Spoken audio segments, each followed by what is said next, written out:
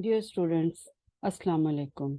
मैं हूं कलसूम मीर और आप सबको अपने चैनल बाबे उर्दू में खुश आमदीद कहती हूं। सबक नंबर 16। डियर स्टूडेंट्स, आज की वीडियो इस लिहाज से बहुत अहम साबित होगी कि आज हम federal board of intermediate and secondary education की फर्स्ट ईयर क्लास का उर्दू का पेपर हल करने वाले हैं। बहुत से स्टूडेंट्स को इस वीडियो का शिद्दत से इंतज़ार था। बोर्ड के पुराने पेपर्स आने वाले इम्तिहान की तैयारी में स्टूडेंट्स के लिए बहुत मददगार साबित होते हैं। आज हम सिर्फ मारूजी हिस्सा यानी ऑब्जेक्टिव हिस्सा हल करेंगे। आपके पर्चे का पहला सवाल ग्रामर का होता है, जो कि 20 नंबर का सवाल है। इसमें दिए गए शॉर्ट क्वेश्चंस का ताल्लुक हिस्सा नस्र, नज्म और गज़ल सबके साथ होता है। ये मारूजी हिस्सा कहलाता है और इसके अंदर 20 MCQs यानी मल्टीपल चॉइस क्वेश्चंस दिए गए होते हैं। हम MCQs को उर्दू में कसीरुल इंतखाबी सवालात भी कहते हैं। तो सबसे पहले आप इसके इब्तदाई चंद जो पॉइंट्स हैं वो देख लीजिए। आपको जो रोल नंबर दिया गया होता है वो आपने यहाँ पर फिल करना होता है। किस तरीके से फिल करना है वो भी मैं आपको बता देती हूँ। ये पेपर उर्दू लाजमी HSSC फर्स्ट ईयर यानी ये उसका है, फर्स्ट ईयर क्लास का है, हिस्सा अव्वल। और ये कुल 20 नंबर और वक्त इसके लिए आपको दिए गए हैं 25 मिनट। ठीक है, तो जो आपको रोल नंबर अलॉट किया गया है वो आपने यहाँ पर इन कॉलम्स के अंदर फिल करना है। आपने इसमें लेड पेंसिल को इस्तेमाल नहीं करना, क्योंकि यहाँ इंस्ट्रक्शन लिखी गई है। हिस्सा अव्वल जो है ये लाजमी है। इसके जवाबात इसी सफ़े पर देकर नाज़िम मरकज़ के हवाले करें। काट कर लिखने, दोबारा लिखने की इजाज़त नहीं है और आपने लेड पेंसिल का इस्तेमाल भी नहीं करना, ममनू है। जो आपका कोई बाल पॉइंट या इंक वाला पेन है उसको आपने इस्तेमाल करना है और उसी से ये बबल्स जो बनाए गए हैं इनको आपने डार्क कर देना है। और अगर आप फॉर एग्जांपल ये जिस तरह ऊपर से डिसेंडिंग ऑर्डर में आप नीचे जाएंगे तो 0 1 2 3 4 5 है, तो आपका जो भी रोल नंबर आपको अलॉट किया गया है उसका लेफ्ट वाली साइड पे जो पहला नंबर आएगा उसको आपने देखना है वो कहाँ आ रहा है। तो ये 0 1 2 3, लेट्स सपोज अगर वो 4 है तो आप इसको सर्कल को, इस बबल को डार्क कर देंगे। फिर उसके बाद अगर आपका 5 डिजिट है तो आप नीचे आ जाएंगे, 5 को डार्क कर देंगे।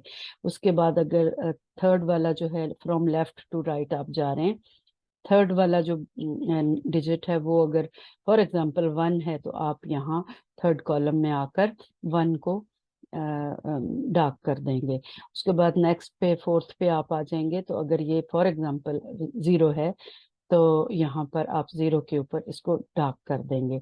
इसी तरह फिर अगला नंबर और फिर अगला नंबर, जो जो डिजिट होगा, अगर 8 है तो यहाँ पर 8 पर आकर उसको डार्क कर दें। अगर 7 या 9 है तो यहाँ पर आकर आप उसको डार्क कर देंगे। इसी तरह ये वरियन नंबर है वो भी आप फिल कर देंगे। आंसर शीट नंबर जो है, जो आप को मारूजी सवालात हल करने के लिए दी जाती है, वो आप यहाँ पर भी नंबर जो है यहाँ लिख देंगे, आंसर शीट नंबर। उसके ऊपर एक नंबर प्रिंट हुआ होगा, वो ध्यान से पढ़िए और वो यहाँ लिख दीजिए।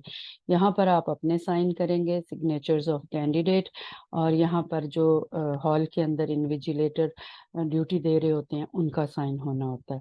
इसको आप खाली छोड़ दीजिएगा। फिर इंस्ट्रक्शन लिखी गई है कि हर सवाल के सामने दिए गए दुरुस्त दायरा को पुर करें। तो वही बात जो ऊपर जिस तरह से आपने इन बबल्स को डार्क किया था, इसी तरह ऑप्शंस आपको हर सवाल के सामने दी गई हैं।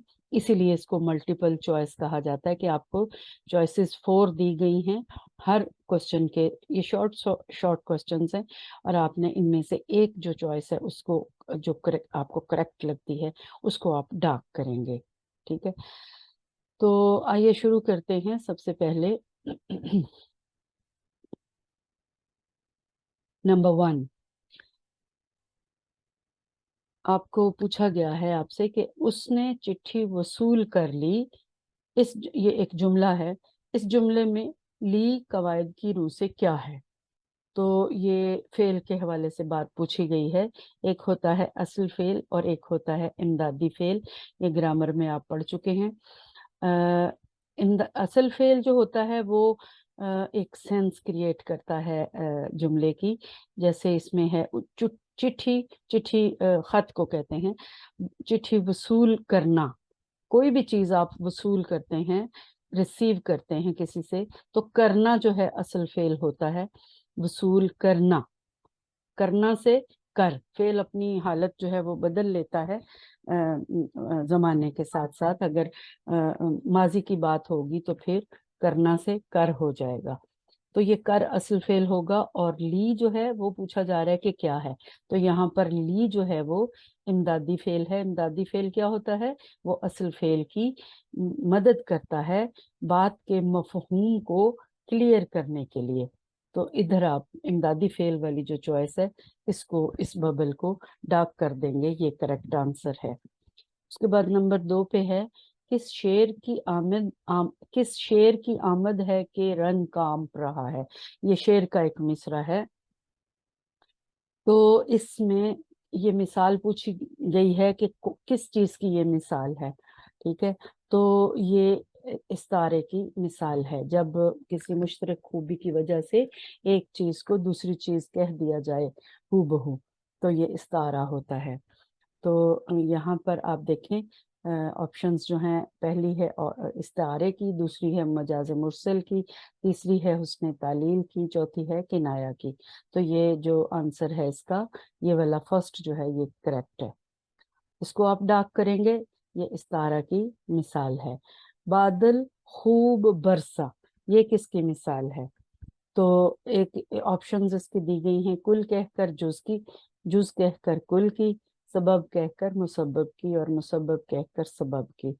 तो सबब और मुसब्बब जो है, क्या इसका मतलब है? सबब वजह, जो चीज वजह होती है, और मुसब्बब वो होता है जो सबब को पैदा करता है। तो यहाँ पर बादल खूब बरसा, बादल तो नहीं बरसता, बादल कहकर बारिश मुराद ली जा रही है। ठीक है, सो सबब जो है वो बादल है, मगर मुसब्बब क्या है? बारिश है। तो यहाँ थर्ड ऑप्शन जो है ये सही है, सबब कहकर मुसब्बब मुराद लिया जा रहा है। इसकी ये मिसाल है। बेसिकली ये इल्म बयान की एक टाइप है जिसको हम कहते हैं मजाजे मुरसल। तो मजाजे मुरसल में ये यहाँ पे लिखा हुआ है पिछली ऑप्शन में। तो मजाजे मुरसल की मजीद फिर आगे ये अकसाम होती हैं, मजीद भी हैं, मगर यहाँ पर आपको 4 दी गई हैं। तो सही आंसर जो है वो ये वाला है, सबब कहकर मुसब्बब मुराद लेना। नंबर 4 है, किसी लफ्ज से ऐसी मुराद लेना उसके मानी को लाजिम हो क्या कहलाता है? यानी लफ्ज के असली मानी भी वही हो और हम मुराद भी वही ले रहे हों, इसको क्या कहते हैं? पहली ऑप्शन है किनाया, दूसरी ऑप्शन है इस्तारा, तीसरी ऑप्शन है मजाज मुरसल, और चौथी ऑप्शन है तशबीह। तो ये किनाया की मिसाल है। किसी लफ्ज से ऐसी मुराद लेना जो उसके मानी को भी लाजिम हो, यानी असल मानी भी वही हो, वो किनाया होता है। मैं यहाँ आपको अगर मिसाल देकर ये बताऊं कि किसी शख्स को ये कहा जाए कि बाल तो सफेद हो गए मगर आदतें ना गई, तो अगर हम बा मुहावरा बात करेंगे तो बाल सफेद होना से मुराद होता है कि बूढ़े तो हो गए, ठीक है, बूढ़े हो जाना, बूढ़े तो हो गए मगर आदतें ना गई। अब बाल सफेद होना मुहावरतन बूढ़े होना को कहते हैं, मगर आप ये भी जानते हैं कि हकीकत में जब कोई बूढ़ा हो जाता है तो बाल उसके सफेद हो ही जाते हैं।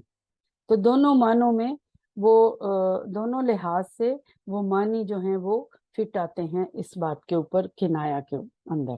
तो ये किनाया की मिसाल है। उसके बाद नेक्स्ट है 5वें नंबर पर, चश्मे का पानी बर्फ की तरह ठंडा है, ये मिसाल किसकी है? इसके आंसर्स के लिए आपको जो ऑप्शंस दी गई हैं وہ ہیں تشبیہ کی، استعارے کی، مجاز مرسل کی یا کنایا کی۔ تو یہ جو مثال ہے یہ ہے تشبیہ کی، پہلی آپشن کریکٹ ہے۔ اس کی وجہ یہ ہے کہ آپ دیکھیں کی طرح جو ہے یہ حرف تشبیہ ہے۔ جب جملے میں حرف تشبیہ آپ کو نظر آ جائے تو بلا جھجک آپ اس کو کہہ سکتے ہیں کہ یہ تشبیہ کی مثال ہے۔ کسی چیز کو مشترک خوبی کی وجہ سے دوسری چیز کی طرح قرار دینا یہ تشبیہ ہوتی ہے۔ تو یہاں پر اس کے بعد نمبر 6 پر ہے ظرف کہہ کر مظروف مراد لینا۔ ظرف کیا ہوتا ہے؟ ظرف ہوتا ہے برتن، اور مظروف جو اس کے برتن کے اندر ہوگا، کوئی لیکوڈ، کوئی کھانے کی چیز، کوئی پینے کی چیز۔ اب یہاں پر جو آپ کو جملے دیے گئے ہیں ان میں آپ دیکھیں، پہلا ہے میٹھا دودھ پی لو، دوسرا ہے کڑوا دوا نہیں ہونا چاہیے تھا، یہاں پر کڑوی ہونا چاہیے، کڑوی دوا پی لو، تیسرا ہے ٹھنڈی بوتل پی لو، اور چوتھا ہے گرم چائے پی لو۔ اب یہ جو ہے ظرف کہہ کر مراد لینا مظروف، یہ ہے یہ والا، تیسری آپشن کریکٹ ہے۔ ٹھنڈی بوتل کہا گیا ہے، تو جب کوئی بوتل کہتا ہے پی لو، مراد بوتل نہیں ہوتا، بوتل تو شیشے کی یا پلاسٹک کی ہوتی ہے۔ پینا اصل میں مراد ہے کہ اس کے اندر کیا چیز ہے وہ پی جائے گی، جو مشروب ہے بوتل کے اندر وہ پینا۔ اگر آپ کوک پیتے ہیں یا پیپسی پیتے ہیں یا کوئی جوس پیتے ہیں یا جو ہے ایون اگر پانی کی بوتل کے اندر جو لیکوڈ ہے، جو مشروب ہے وہ آپ پیتے ہیں، بوتل تو آپ کے ہاتھ میں ہوتی ہے، ٹھیک ہے۔ تو یہ ہے مثال ظرف کہہ کر مظروف مراد لینا۔ اس کے بعد نمبر 7 پہ ہے ایک شعر آپ کو دیا گیا ہے، پیاسی جو تھی سپاہ خدا 3 رات کی، ساحل سے سر پٹکتی تھی موجیں فرات کی۔ سب سے پہلے میں آپ کو تھوڑی سی اس کا مفہوم بتا دیتی ہوں شعر کا، تاکہ آپ کو سمجھنے میں آسانی ہو جائے۔ فرات نہر ہے، نہر فرات، اس کی جو موجیں ہیں وہ ساحل کے ساتھ اپنا سر ٹکرا رہی ہیں۔ اس کی وجہ کیا بتائی جا رہی ہے کہ اللہ کی، خدا کی سپاہ فوج 3 راتوں سے پیاسی تھی۔ یہ حضرت امام حسین علیہ السلام کا جو واقعہ پیش آیا تھا میدان کربلا میں، اور اس کے پاس فرات نہر بہتی تھی، وہاں پر یزید کی فوج نے پہرا لگایا ہوا تھا اور پانی نہیں پینے دے رہے تھے۔ حضرت امام حسین علیہ السلام کے جو ساتھی تھے، ان کے گروپ کے جو لوگ تھے، ان کو پانی نہیں پینے دیا جا رہا تھا، وہی ان کے سپاہی تھے۔ تو شاعر نے یہ وجہ بیان کی ہے، جبکہ حقیقت میں یہ وجہ نہیں ہے۔ جو کسی بھی نہر یا دریا کے اندر جو موجیں ہوتی ہیں پانی کی، وہ ساحل کے ساتھ ٹکراتی رہتی ہیں، یہ ایک نیچرل فینومینا ہوتا ہے۔ اس میں جو ایموشنز کو ظاہر کیا ہے وہ شاعر نے ایک خوبصورتی کریٹ کی ہے، ادروائز وہ ریالٹی سے اس کا کوئی تعلق نہیں ہے۔ اس صنعت کو شاعری میں بہت سی صنعتیں استعمال کی جاتی ہیں، صنعت تکرار، صنعت لف و نشر، صنعت تضاد اور صنعت حسن تعلیل، مگر بالخصوص یہ جو صنعت ہے یہ صنعت حسن تعلیل ہے۔ تعلیل جو ہے یہ علت سے بنا ہے، لفظ علت سے نکلا ہے، علت کہتے ہیں وجہ کو، تو حسن تعلیل وجہ بیان کرنے والی صنعت ہوتی ہے۔ جیسے میں نے آپ کو بھی کہا کہ اصل وجہ نہیں ہے، یہ ایسی وجہ بیان کرنا شاعری میں یا شعر میں جو کہ حقیقت میں نہیں ہوتی، اس صنعت کو حسن تعلیل کہتے ہیں۔ تو یہ جو شاعر نے اس میں بیان کیا ہے، یہ مثال جو ہے یہ حسن تعلیل کی ہے، آپ اس ببل کو ڈارک کر دیں گے۔ نمبر 8 پر ہے کلام میں ایسے الفاظ کا استعمال جو ایک دوسرے کی ضد ہوں، کیا کہلاتا ہے؟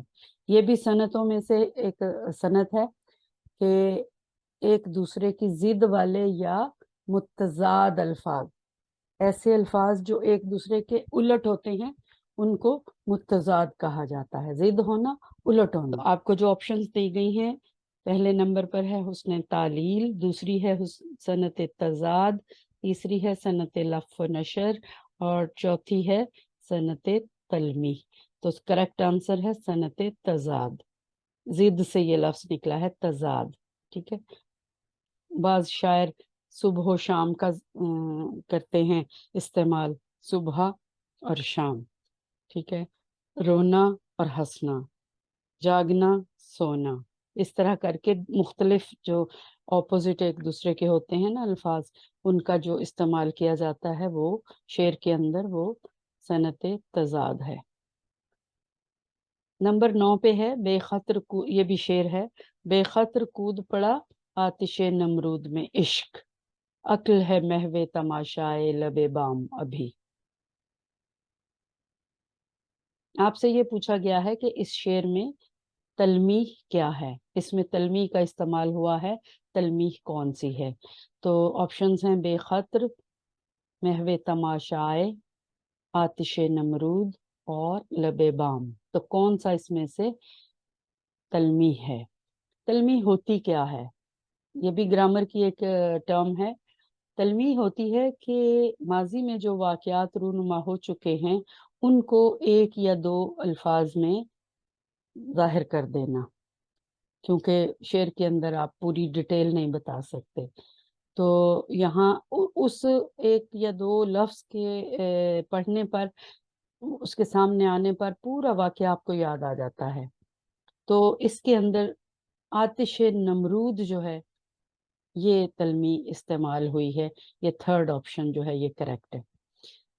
नमरूद एक बादशाह जो जालिम बादशाह था, उसने आग भड़काई बहुत बड़े पैमाने पर।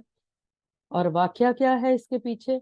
ये हजरत इब्राहीम अलैहिस्सलाम का वाकया है, जब उन्होंने उनके बुतों को तोड़ दिया और वो बुत जो उन्होंने खुदा बनाए हुए थे, नकली खुदा, उनकी वो पूजा किया करते थे। तो हजरत इब्राहीम अलैहिस्सलाम ने उन सबको तोड़ डाला कुल्हाड़ी की मदद से और कहा कि ये तो बेजान है, इनसे तुम क्या इनको क्यों पूजते हो? तो मना किया।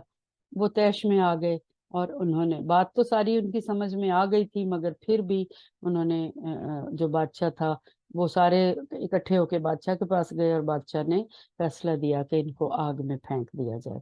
मगर अल्लाह ताला का इश्क हजरत इब्राहीम अलैहिस्सलाम के दिल में इतना ज्यादा मौजज़न था कि उस इश्क ने उनको मजबूर किया कि वो बगैर किसी खतरे के, सोचे समझे बगैर आग में कूद पड़े। तो ये जज्बा था इश्क का, अल्लाह के इश्क का, जिसने उन्हें आग में जो कि नमरूद ने भड़काई थी उसमें कूद जाने का हुक्म दिया। तो ये बात यहाँ पर शायर ने बयान की है। तो आतिश नमरूद जो है, एक ये दो अल्फाज हैं जो मिल के एक तलमी बन गई है। इसकी बदौलत हम पूरा वाकया याद कर सकते हैं जो कि यहाँ बयान हो रहा है। नेक्स्ट है गजल का आखिरी शेर जिसमें शायर अपना तखल्लुस इस्तेमाल ना करे, क्या कहलाएगा? तो ऑप्शंस हैं आखिरी शेर, मक्ता, मतला या मतला सानी। तो ये दो तो बिल्कुल नहीं हो सकते। अब मैंने आपको इब्तदाई वीडियोस में जो शुरू के लेसन्स थे उनमें ये इस्तिलाहात ग्रामर की पढ़ाई थी और उसमें ये तखल्लुस का भी बताया था, मक्ता का बताया था। मक्ता क्या होता है, मतला और मक्ता दोनों मैंने आपको वहाँ पढ़ाए थे उसमें। और मक्ता की तारीफ मैंने आपको बताई थी कि वो गज़ल का आखिरी शेर भी होता है और उसके अंदर शायर अपना तखल्लुस भी इस्तेमाल करता है। ये दो कंडीशंस हैं मक्ता की लाजमी। अगर एक भी इसमें से ना हो तो फिर हम उसको मक्ता नहीं कहते। अगर वो आखिरी शेर ना हो, दरमियान में कहीं वो अपना तखल्लुस इस्तेमाल करे शायद, तो भी हम उसको मक्ता नहीं कहेंगे। और अगर वो आखिरी शेर है और उसमें तखल्लुस इस्तेमाल नहीं हुआ तो भी हम उसको मक्ता नहीं कहेंगे। ये शराइत मक्ता के लिए है। अब अगर शेर आखिरी है मगर उसमें शायर ने तखल्लुस इस्तेमाल नहीं किया तो हम उसको मक्ता नहीं कहेंगे बल्कि सिर्फ आखिरी शेर कहेंगे। तो ये वाली ऑप्शन जो फर्स्ट ऑप्शन है ये करेक्ट आंसर है। आप इसको डार्क कर दें, पूरा बबल जो है इसको पुर कर दें। 11वें नंबर पर एक मिसरा दिया गया है, हम रोने पे आ जाएं तो दरिया बहा दें। यानी इतना ज्यादा रोएं کہ دریا بہ جائیں گے. تو یہ ایک مصرع ہے ایک شعر کا. کس کی مثال ہے یہ پوچھا گیا ہے. یہاں پھر یہ صنعتوں کے حوالے سے جو گرامر میں استعمال ہوتی ہیں شاعری کے اندر وہ پوچھی جا رہی ہیں. کون سی صنعت ہے یہ؟ صنعت مبالغہ ہے یا صنعت تلمیح ہے یا صنعت تضاد ہے یا صنعت تجنیس ہے؟ ابھی ہم نے 2 صنعتوں کو ڈسکس کیا. صنعت تضاد بھی ہم نے ابھی ڈسکس کی, تلمیح بھی ابھی ڈسکس کی. اب یہ جو شعر ہے مصرع ہے شعر کا, اس میں صنعت مبالغہ استعمال ہوئی ہے. مبالغہ اس صنعت کو کہا جاتا ہے. مبالغہ ہوتا ہے بات کو بہت بڑھا چڑھا کر بیان کرنا. یعنی اگر کوئی روئے تو جتنا مرضی رو لے, دریا تو کبھی بھی نہیں بہتے نا. اور یہ صرف دوسروں کو متاثر کرنے کے لیے, ان پر ایک اپنا امپریشن ڈالنے کے لیے, یعنی ہم بہت زیادہ رو سکتے ہیں کہا گیا ہے, مگر جتنا مرضی کوئی رو لے دریا تو پھر بھی نہیں بہتے. سو یہ مبالغہ آرائی ہوتی ہے اس کو. اس کے بعد 12 نمبر پر ہے مشترک خوبی یا خامی کی بنیاد پر ایک چیز کو دوسری چیز کہنا کیا کہلاتا ہے؟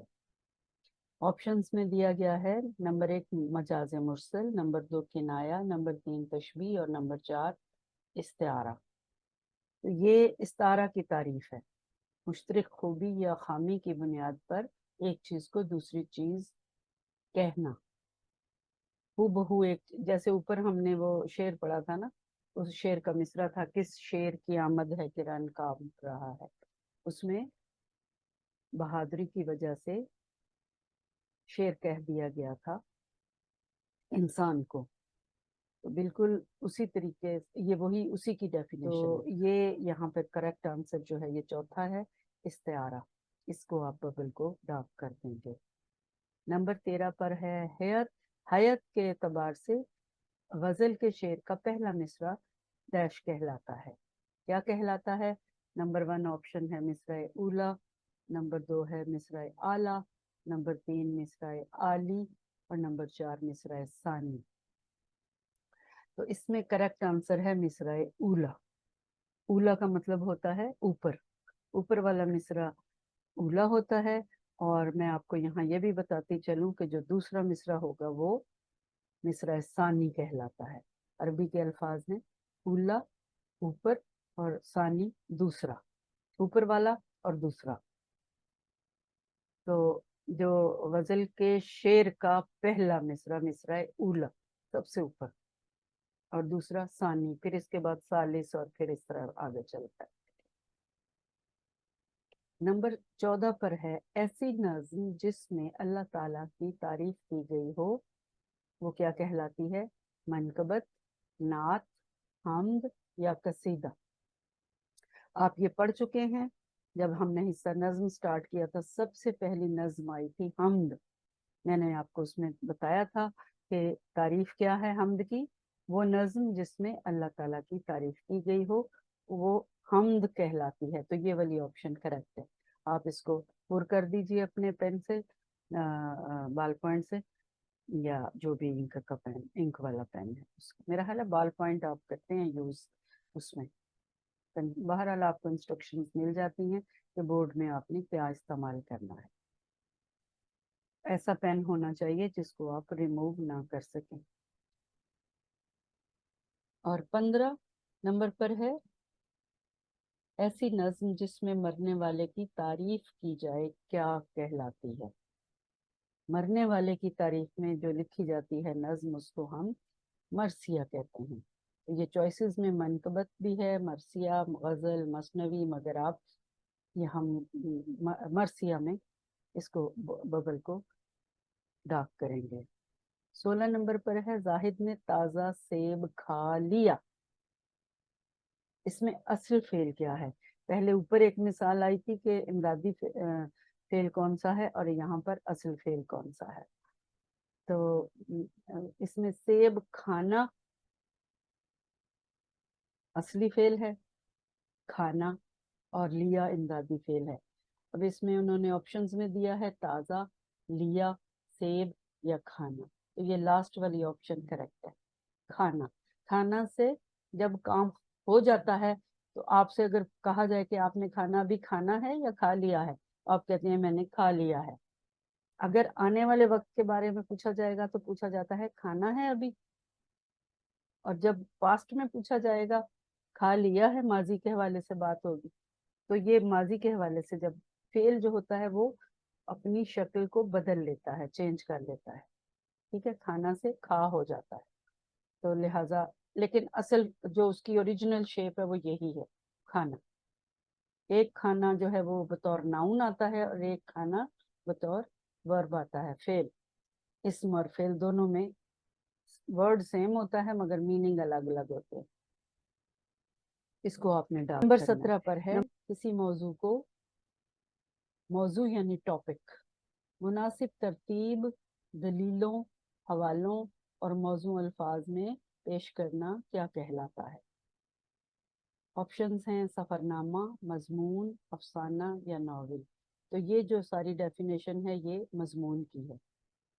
جب کوئی ٹاپک آپ کو دیا جاتا ہے آپ اس کو مناسب ترتیب کے ساتھ، دلیلوں کے ساتھ یعنی لاجکس کے ساتھ، حوالے دیکھ کر اور موضوع الفاظ چن چن کے اس میں استعمال کرتے ہیں، تو جو آپ لکھیں گے وہ مضمون ہوگا. یہ اس کا آنسر ہے کریکٹ. آپ اس کو فل کریں گے. نمبر 18 پر ہے ایسی مختصر کہانی جس میں کسی خاص واقعے یا کردار پر بات کی گئی ہو، کیا کہلاتا ہے؟ داستان، ناول، افسانہ یا ڈرامہ. داستان جو ہے بڑی طویل ہوتی ہے، ناول بھی طویل ہوتا ہے، اس لیے یہاں پر مختصر کہا گیا تو مختصر افسانہ ہوتا ہے. ڈرامہ جو ہے وہ اس میں نہیں آئے گا کیونکہ کہانی نہیں ہوتی، وہ ایک پریکٹیکل چیز ہوتی ہے، تو یہاں پر افسانہ ہوگا. اس میں آپ یہ کریکٹ آنسر ہے، یہاں آپ فل کر دیں گے. 19 نمبر پر ہے ایسی تحریر جس میں کسی فرد کی شخصیت کو اس طرح بیان کیا جائے کہ چلتی پھرتی تصویر سامنے آ جائے، وہ کیا کہلاتا ہے؟ خاکہ یا انشائیہ یا افسانہ یا مضمون. خاکہ ہوتا ہے ایسی تحریر جس میں ہم اس طرح سے اس کو بیان کریں کہ آنکھوں کے سامنے اس کی چلتی پھرتی تصویر آ جائے، وہ خاکہ ہوتا ہے. خاکہ یہ بھی ہماری نثر کی تصانیف جو ہیں ان میں سے ایک تصنیف ہے خاکہ. اور ایک انشائیہ اور افسانہ اور مضمون، یہ داستان، ناول، ڈرامہ، یہ سارے جو ہیں ہماری نثر کی تصانیف ہیں. پھر ہے لاسٹ 20 نمبر والا آپشن ایم سی کیو. ایک شعر آپ کو دیا گیا ہے، صبح ہوتی ہے شام ہوتی ہے عمر یوں ہی تمام ہوتی ہے. یہ اس شعر میں کون سی صنعت استعمال ہوئی ہے؟ پہلی آپشن ہے صنعت تجنیس، دوسری ہے صنعت مبالغہ، تیسری ہے صنعت تلمیع اور چوتھی ہے صنعت تضاد. اب آپ نے محسوس کر لیا ہوگا کہ پہلے مصرے میں آپ کو دو متضاد الفاظ نظر آئے ہیں، ادھر صبح ادھر شام. صبح ہوتی ہے شام ہوتی ہے، تو اس کا مطلب ہے کہ وقت گزر رہا ہے. ظاہر ہے پہلے صبح ہوتی ہے، پھر شام ہوتی ہے، پھر رات ہوتی ہے، پھر اگلی صبح شروع ہو جاتی ہے. عمر یوں ہی تمام ہوتی ہے، اسی طرح انسان کی زندگی ختم ہو جاتی ہے. تو یہ صنعت شعر میں ایک خوبصورتی لے کے آ رہی ہے، صبح ہوتی ہے شام ہوتی ہے عمر یوں ہی تمام ہوتی ہے. یہ صنعت تضاد ہے، تو یہ کریکٹ آنسر ہے. آپ اس لاسٹ والے آپشن پر اس ببل کو ڈارک کر دیں گے. اسٹوڈینٹس، آج آپ نے federal board of intermediate and secondary education کے فرسٹ ایئر کلاس کے اردو کے پیپر کا معروضی حصہ حل کرنے کا طریقہ سیکھا اور پرانے پیپر کو حل کرتے ہوئے معروضی سوالات کے جوابات بھی معلوم. اگلی ویڈیو میں انشاءاللہ ہم موضوعی حصے کو حل کریں گے. ویڈیو دیکھنے کا بہت شکریہ، اور اگر آپ کو یہ ویڈیو اچھی لگی ہو تو لائک اور شیئر ضرور کیجیے. اگر آپ اس چینل پر نئے ہیں تو پلیز سبسکرائب بھی کر دیجیے تاکہ آپ کو اگلی تمام ویڈیوز بر وقت مل جائیں. دعاؤں میں یاد رکھیے اور اپنا بہت خیال رکھیے. اگلی ویڈیو تک اللہ حافظ.